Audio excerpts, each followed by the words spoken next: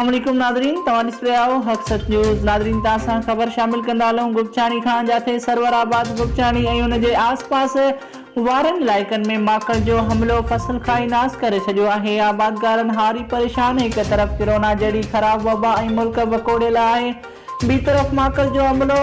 ॾियारी ते कमाइण वारनि मज़दूरनि जो छा थींदो? हारियुनि जो चवणु आहे त ख़ुदारा असांजी सार संभाल लधी वञे। गुज़िरियल महीने खां वठी माकड़ जो हमिलो जारी आहे। असांजो गुज़र सफ़र सॼो फसल ते आहे।